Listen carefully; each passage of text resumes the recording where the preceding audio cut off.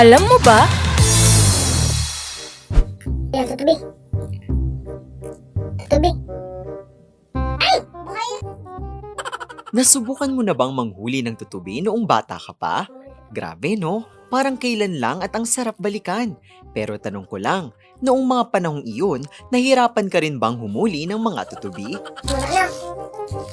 Kung isa ka rin sa mga nakaranas nito, iyan kasi ay dahil sa kanilang halos libu-libong lente sa kanilang mga mata. Hayaan mo at aking ipapaliwanag. Ang isang tutubi ay may dalawang dambuhalang compound eyes na bumubuo sa halos buong ulo nito. Ang bawat isang mata na iyon ay binubuo ng hanggang 30,000 na maliliit na lenses o tinatawag na ommatidia. Kaya sa kabuuan, meron silang halos 60,000 lenses na nakatingin sa paligid na nagbibigay sa kanila ng 360-degree vision.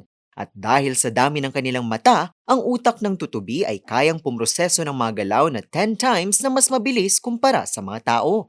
Ibig sabihin, kapag tinangka mong hulihin ang tutubi gamit ang iyong kamay, ang bilis mo ay nakikita nila bilang isang super slow motion, kaya sa realidad may oras silang umiwas ng walang kahirap-hirap. Bukod sa paningin, isa rin silang flying masters. Ang kanilang apat na pakpak ay may kakayahang gumalaw ng hiwa-hiwalay, kaya't kaya nilang lumipad paatras, pababa, o mag-hover sa ere na parang isang mini helicopter. At dahil sa pamamagitan ng combination ng kanilang slow motion vision at high-tech flight, ang mga tutubi ang itinuturing na pinakamalulupit na hunting insects sa mundo.